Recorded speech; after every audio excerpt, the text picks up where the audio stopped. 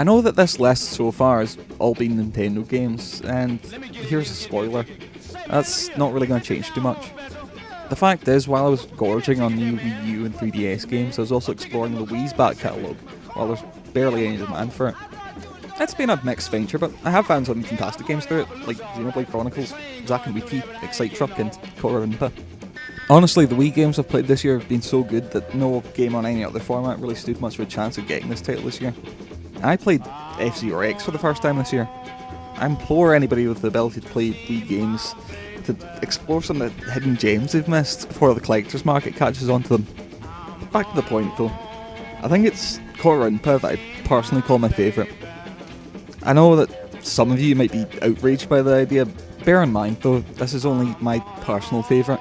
Xenoblade Chronicles, F-Zero X, F-Zero GX and all that might well be better, but they're not really my choice. Korinpa is a game that I've always wanted to exist.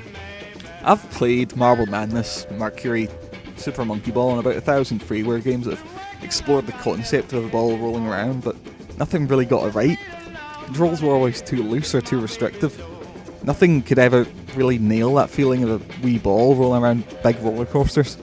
It's a concept that seems ideal for motion controls, but so difficult to perfect. Yet somehow Hudson Soft were able to throw this game together in time for the Wii's Japanese release.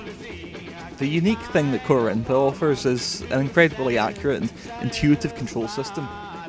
Just tilt the Wii remote and it tilts the world. It's not like those mobile games where they have to design fairly flat levels to make sure the screen's always in view. It's not like the motion-controlled Super Monkey Ball games that put the camera in the wrong place. It's a really simple core design, but the fact that so many other people have messed it up proves that Hudson have a seemingly unique appreciation of how this setup should work. It's a control setup that you could only really get with a device like the Wii Remote. It's a handheld device that can be tilted at any angle, even upside down. It's immediately obvious how the game controls, and the game handles all your expectations remarkably well, particularly for one of the first motion-controlled games on the home console. It would be easy for Hudson to just get enamored with the tech and not really do anything substantial with it. You could easily see it as a gimmick, and gimmicks sell on the Wii, but they've given the game great variety and surprising depth.